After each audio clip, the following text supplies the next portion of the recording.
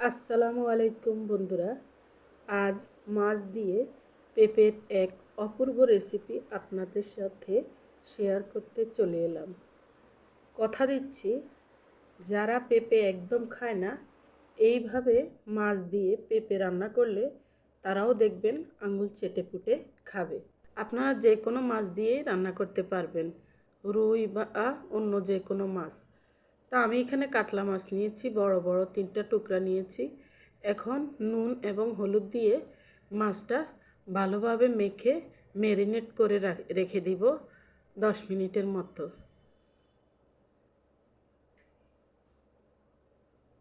আমার মাছটা মাখা হয়ে গেছে, এখন 10 মিনিট রেস্টে রেখে দিব।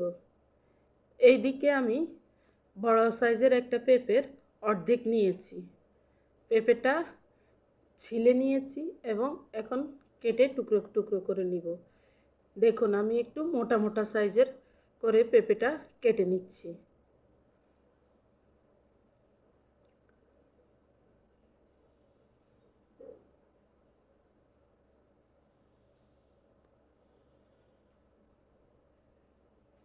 আপনারাও একটু চেষ্টা করবেন পেঁপেটা একটু মোটা সাইজের করে কেটে নিতে, তাহলে খেতে খুব ভালো লাগবে। আর কেটে নিয়েছি 2টো আলু। দেখুন, আমার কাটা শেষ হয়ে গিয়েছে।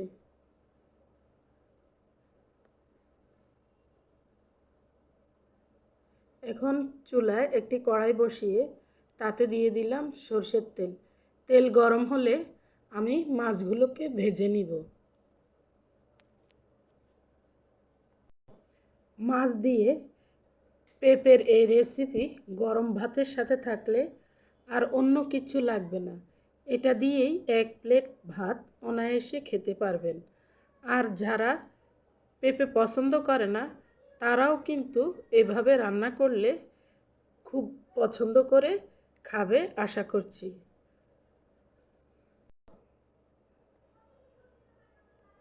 আমি মাছটা উল্টে পাল্টে ভেজে নিচ্ছি। আমার মাছ ভাজা হয়ে গিয়েছে, এখন তুলে নিচ্ছি একটা প্লেটে।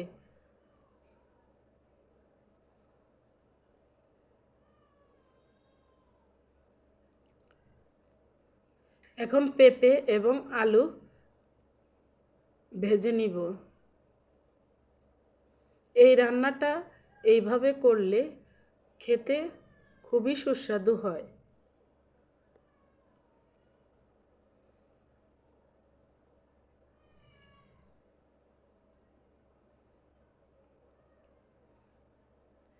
আপনারা এই পর্যন্ত যারা আমার ভিডিওটি দেখছেন, তারা অবশ্যই একটি লাইক দিয়ে দিবেন।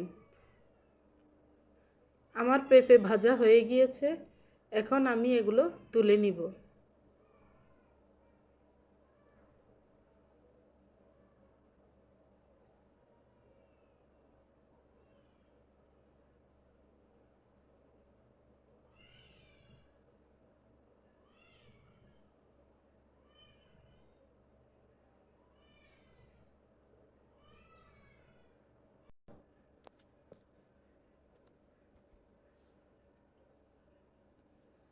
আর আপনারা কিন্তু অবশ্যই আমাকে এই সময়টায় কমেন্টসে জানিয়ে যাবেন আপনারা কে কোন জায়গা থেকে আমার আজকের এই রেসিপিটা দেখছেন। আপনাদের কমেন্টসে ধন্যবাদ জানাতে পারবো। তাহলে আমার পেঁপে ভাজা হয়ে গিয়েছে, এখন এইদিকে আমি একটা মশলা তৈরি করে নিব।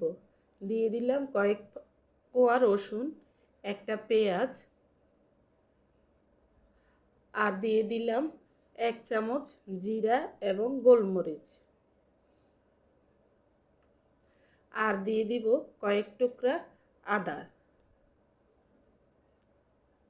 এখন এগুলো ব্লেন্ড করে নিব। দেখুন, আমার মশলা পিষা হয়ে গিয়েছে। এক সাইডে রেখে দিয়ে আমি যে কড়াইতে পেঁপে ভেজেছিলাম, ওই একই কড়াইতে সামান্য সরিষার তেল আর একটু দিয়ে দিলাম পেঁয়াজ কুচি। পেঁয়াজ কুচিটা আমি ভেজে নিব।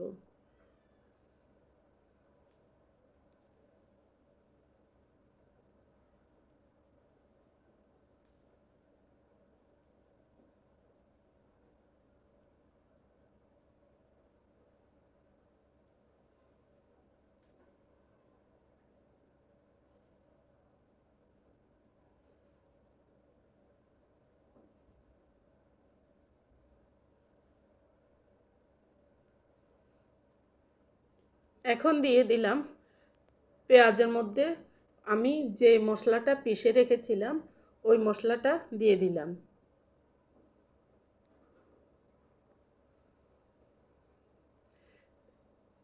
মশলাটা দিয়ে পেঁয়াজের সাথে ভালোভাবে কষিয়ে নিব। আমি তেল এবং পেঁয়াজের উপরে মশলা ভালোভাবে কষিয়ে নিব।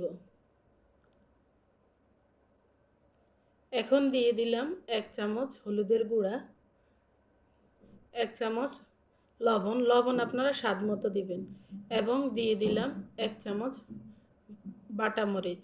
আপনারা এখানে শুকনো মরিচের গুঁড়াও ব্যবহার করতে পারেন। সব মশলা দিয়ে আমি মশলাটাকে কষিয়ে নিব।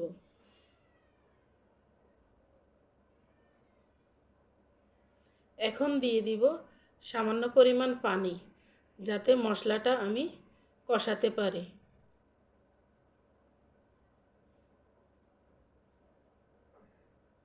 মশলা যত কষানো হবে তরকারির স্বাদ ততটাই বেড়ে যায়। আমি ভালোভাবে মশলা কষানোর জন্য একটা ঢাকনা দিয়ে দিব।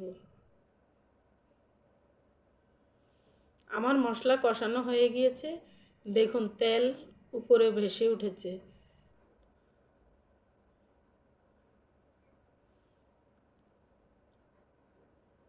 এভাবে মশলা কষালে তরকারির স্বাদ দ্বিগুণ হয়ে যায়।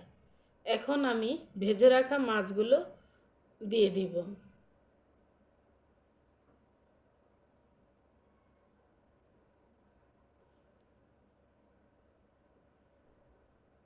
আর দিয়ে দিলাম সামান্য পরিমাণ পানি, যাতে মাছটা মশলার সাথে কষিয়ে নিতে পারে।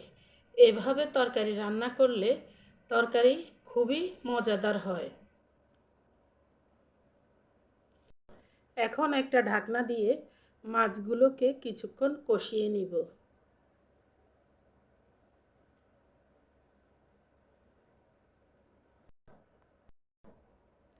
আমার মাছ কষানো হয়ে গিয়েছে। এখন আমি মাছগুলোকে একটা প্লেটে তুলে নিব।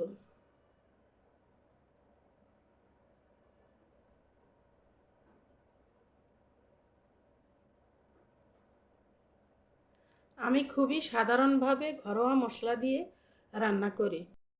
আপনাদের কাছে যদি আমার রেসিপিটি ভালো লাগে, অবশ্যই একটি লাইক এবং সাবস্ক্রাইব করে বন্ধুবান্ধবের সাথে অবশ্যই রেসিপিটি শেয়ার করে দিবেন। এখন এখানে দিয়ে দিলাম একটা টমেটো। টমেটোটা দিয়ে আমি কিছুক্ষণ কষিয়ে নিব। দিয়ে দিলাম হালকা একটু পানি, যাতে টমেটোটা ভালোভাবে সেদ্ধ হয়ে যায়। টমেটোটা কিছুক্ষণ কষিয়ে আমি দিয়ে দিলাম ভেজে রাখা পেঁপে এবং আলুগুলো। পেঁপে এবং আলু দিয়ে আমি মশলার সাথে কিছুক্ষণ কষিয়ে নিব।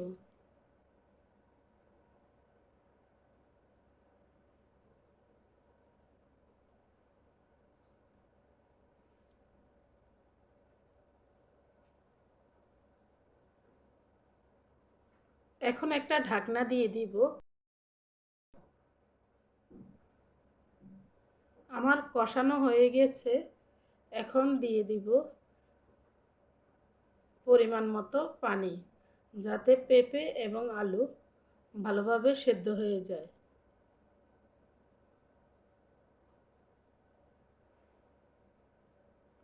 পানিটা অবশ্যই আমি এখানে গরম পানি ব্যবহার করেছি।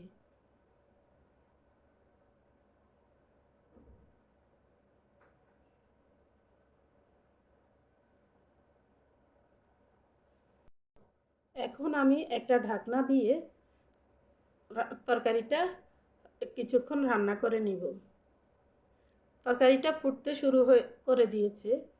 এই সময়ে আমি যে মাছটা কষিয়ে রেখেছিলাম সেই মাছটা দিয়ে দিব।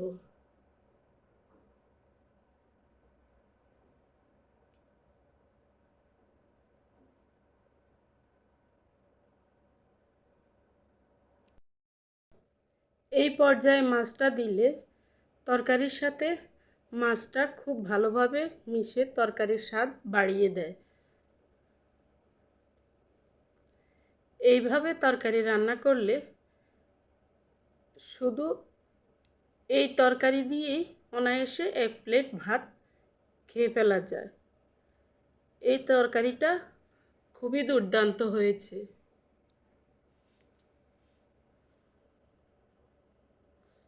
এখন সামান্য পানি দিয়ে আমি একটা ঢাকনা দিয়ে কিছুক্ষণ রান্না করে নিব।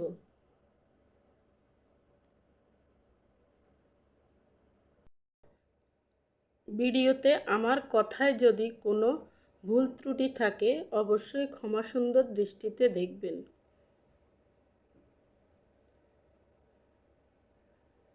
আর দেখুন আমার তরকারিটা প্রায় হয়ে এসেছে। আমি চেক করে নিচ্ছি আমার পেঁপে এবং আলু সেদ্ধ হয়েছে কিনা। দেখুন খুব সুন্দরভাবে পেঁপে এবং আলু সেদ্ধ হয়ে গিয়েছে। কালারটা দেখুন, তরকারিটা কত সুন্দর হয়েছে। এখন দিয়ে দিচ্ছি ভাজা জিরার গুঁড়া, 1/2 চা চামচ। ভাজা জিরার গুঁড়া দিলে তরকারির ঘ্রাণটা অসাধারণ হয়। এখন একটা ঢাকনা দিয়ে কিছুক্ষণ রেখে দিব। দেখুন আমার রান্না হয়ে গিয়েছে। আমার রেসিপিটি যদি ভালো লাগে অবশ্যই কমেন্ট করবেন এবং শেয়ার করে দিবেন। সাবস্ক্রাইব করতে ভুলবেন না।